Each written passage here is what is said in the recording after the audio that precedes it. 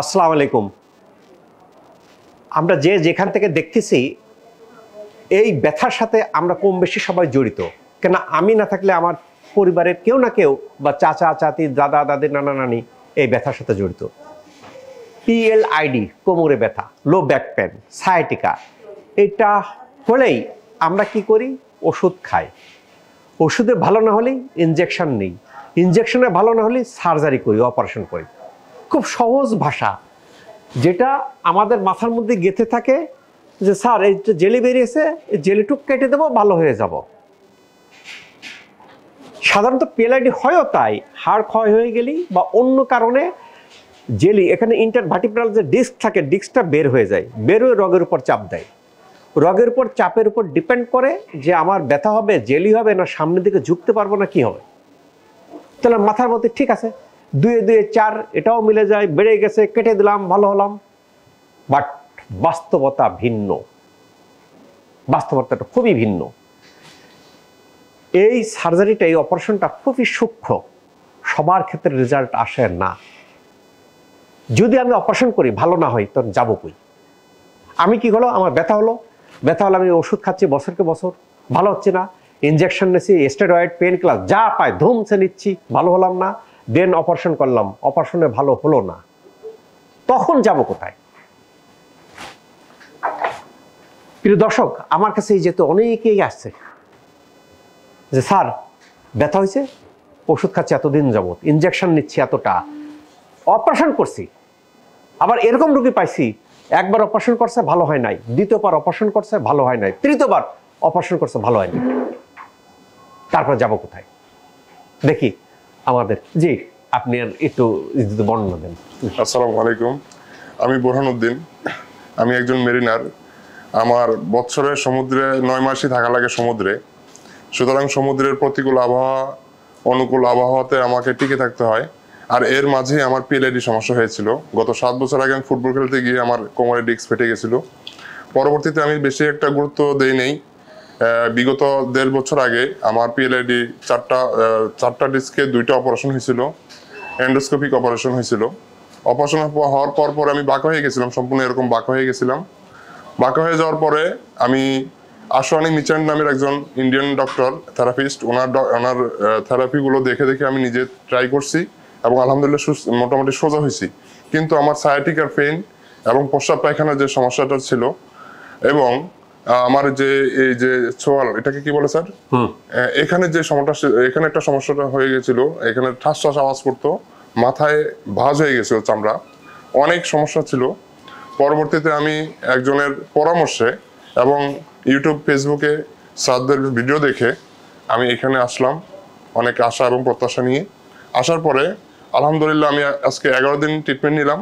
ট্রিটমেন্টের পরে ম্যাক্সিমাম আমি 80% সুস্থ আছি ইনশাল্লাহ।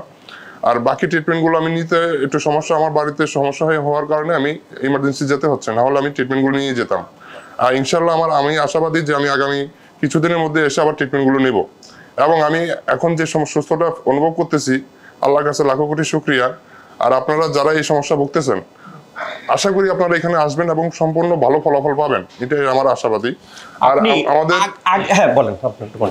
আমাদের একজন থেরাপিস্ট, ফিজিওথেরাপিস্ট, যার কাছে আমি ফিজিওথেরাপি নিছি, তিনি হচ্ছেন Sibat sir. Sibat sir please একটু আসেন, স্যারকে আমি একটু শো করবো, আসেন। আমাদের সিবাত স্যার, ওনার কাছে আমি ফিজিওথেরাপিস্ট নিছি। স্যার আমাকে ফিজিওথেরাপি দিছে। তো স্যারের যে ব্যবহার এবং স্যারের যে ফিজিওথেরাপি, সেটা অনেকটা আরামদায়ক এবং খুবই সাফল্য বয়ে আনে আর কি। তো স্যারকে আমি অসংখ্য ধন্যবাদ জানাচ্ছি sir, thank you very much, আপনাকে অসংখ্য ধন্যবাদ। স্যার আগে কি অসুবিধা হতো শশী হাসপাতালে আসার আগে, ব্যথার জন্য কি কি অসুবিধা হতো, এখন কি বুঝেন? আগে অসুবিধা হতো, আমি ঝুঁকতে পারতাম না সামনের দিকে, যেমন রুকু দিতে পারতাম না, আমি রুকু দিতে পারতাম না, এখন সম্পূর্ণ রুকু দিতে পারি। আগে আমি এরকম তাসাহুদে বসে পা ভাঁজ করতে পারতাম না, এখন এখানে এসে দেখেন আগে কিভাবে করতেন, এখন কিভাবে। আমি আগে তাসাহুদে বসতে পারতাম না, টোটালি তাসাহুদে বসতে পারতাম না, এখন আমি তাসাহুদে বসতে পারি নামাজ পড়তে সময়।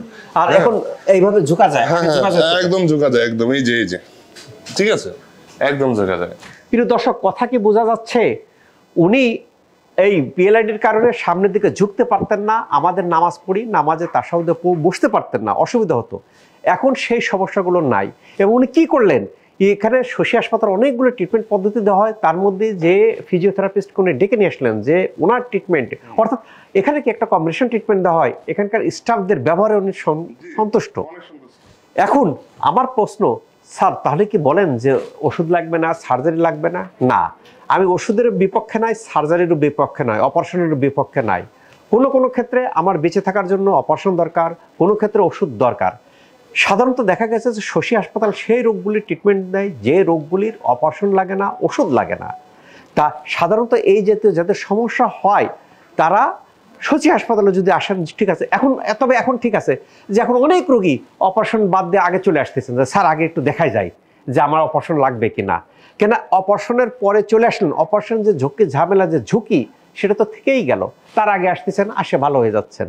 কাজে এই জাতীয় জটিলতা যাদের আছে, যারা এই পিএলআইডি, হাড় ক্ষয় হয়ে যাওয়া, জেলি বেরিয়ে যাওয়া, অস্টিওআর্থ্রাইটিস, তারা আসে এখানে একটা কমপ্লিট ট্রিটমেন্ট নিয়ে। যদি সার্জারি লাগে তখন আমি কিন্তু বলে দিই, আজকে একটা রোগীরা বলছে যে আপনার সার্জারি লাগবে, আপনার এভাবে ভালো হবে না, ইউ গো টু সার্জন। যার সার্জারি লাগবে তাকে সার্জারির কাছে যেতে হবে, যার ওষুধ লাগবে তাকে ওষুধের কাছে যেতে হবে, যার আকুপাঞ্চারের মাধ্যমে ভালো হবে তাকে এখানে নিতে হবে। কাজেই আমাকে দেখাতে যেহেতু ফি লাগে না, কাজে আসে দেখানোর পর আপনি সিদ্ধান্ত নেন। আপনি যদি আমি সিদ্ধান্ত দিই যে না আপনার সার্জারি লাগবে, গো টু সার্জারি। যদি বলে কিছু না, আল্লাহর উপর ভরসা রাখেন, ট্রিটমেন্টটা ভালো হবে, ভালো হয়ে যাবেন।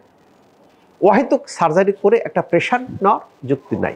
তবে এখন অনেকেই, আগে কি হতো, আগে সার্জারি করার পর শশী হাসপাতালে আসতো, যারা সার্জারিতে ভালো হইতো না শশী হাসপাতালে ভালো হয়ে যেত। এখন আলহামদুলিল্লাহ এখন আসতেছেন, ভালো হয়ে যাচ্ছেন। আল্লাহ তাআলা আমাদের সবাইকে ভালো রাখুক এই প্রত্যাশায় আমি doctor S M Shahidul Islam.